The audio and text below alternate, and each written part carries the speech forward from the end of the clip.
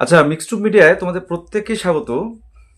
তোমাদের GNM staff nurse, তোমাদের যারা তোমরা ক্যান্ডিডেট আছো, তোমাদের যাদের আগের যে স্ট্যাটাসটা ছিল যে your application has been accepted for further evaluation, মানে এই যে লেখাটা ছিল স্ক্রিনে তোমরা দেখতে পাচ্ছ, সেই বিষয়টা নিয়ে দু চারটে কথা আমি বলবো। তো দেখো, আমার বাড়িতেও যেহেতু স্টাফ নার্সের অনেক ক্যান্ডিডেট রয়েছে এবং পাশাপাশি অনেকেই আছে যারা আমার কাছে আসে, এবং গ্রুপ মেম্বাররা তো আমার রয়েছে, চ্যানেলের মেম্বার যারা আছে। তো সেই বিষয়টা দেখলাম যে আজ থেকে গতকালকে যে নোটিশটা ছিল যে তোমাদের যদি কারো ভুল হয়ে থাকে বা রিজেক্টেড হয়, তাহলে তাদের অ্যাপ্লিকেশান স্ট্যাটাস সেরকমই দেখাচ্ছে, কিন্তু কিছু সংখ্যক বলবো না, মানে অনেক ক্যান্ডিডেটের অ্যাপ্লিকেশান স্ট্যাটাসটা সেটা হচ্ছে আগের যেটা ছিল সেটাই ছিল। ঠিক আছে? তো পরবর্তীতে এই বিষয়টা আমিও ভাবলাম, এবং আমার পরিচিত যে ক্যান্ডিডেটরা ছিল তো তাদের বিষয়টাও আমি দেখলাম চেক করে। তো অনেকেরই সেই মানে ওই আগের স্ট্যাটাসটাই ছিল। তো সেক্ষেত্রে আমি তোমাদের তো আগের ভিডিওতে বলেছিলাম যে আজকের মতো হয়তো চেঞ্জ হবে। তো আমি দ্রুত ডব্লিউবিএইচআরবির যে অফিসের সাথে যোগাযোগ করার চেষ্টা করলাম, এবং পরবর্তীতে উনি আশ্বাস দিলেন, ঠিক আছে, ডব্লিউবিএইচআরবির অফিস থেকে, যে দ্রুত সমাধান হচ্ছে এবং সেটা দ্রুতই হয়েছে। সেটা যারা তোমরা এরকম যাদের অ্যাপ্লিকেশান স্ট্যাটাস ছিল, তোমরা চেক করবে তোমাদের স্ট্যাটাস অলরেডি চেঞ্জড হয়ে গেছে, হয় অ্যাপ্রুভড হয়েছে।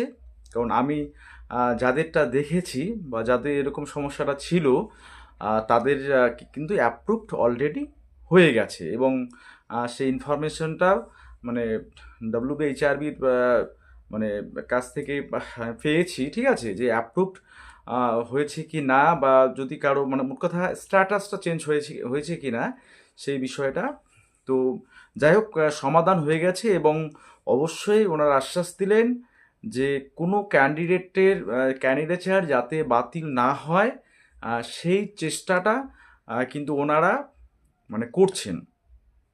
কারো ক্যান্ডিডেট অর্থাৎ কেউ যে এক্সাম দিতে পারবে না সেরকম যাতে না হয়, এবং যদি একদম ভুল ইনফরমেশান বা তোমাদের একদম তথ্যের সাথে তোমাদের যে ডকুমেন্টস পুরোপুরি একদম আলাদা হয়, সেই বিষয়গুলো আলাদা, বা আহ, অন্য কিছু বা বিষয় থাকে, সেই বিষয়টা আমি বলছি না। যারা তোমরা একদম সঠিকভাবে মোটামুটি অ্যাপ্লাই করেছো, বা তোমাদের অন্য কোনো সমস্যা, যেমন ওবিসি রিলেটেড সমস্যা, যে রিভ্যালিড করা, বা তোমাদের কাস্ট রিলেটেড আদার্স যেগুলো আছে, ওল্ড সার্টিফিকেট অনেকে বলছে, কারো ডেট অফ বার্থ মিসম্যাচ, হ্যাঁ, অনেক ধরনের সমস্যা আমি আজকে দেখেছি। প্রত্যেকটা সমস্যার সমাধান আছে, ঠিক আছে, এবং তার লিঙ্ক অলরেডি কিন্তু তোমাদের নির্দিষ্ট তোমরা কিন্তু মানে পাবে তোমাদের প্রোফাইলে গিয়ে, ঠিক আছে, যে কোন সেকশানে অত কোন সেগমেন্টটাতে, অর্থাৎ সেখানে কিন্তু স্পষ্ট বলা আছে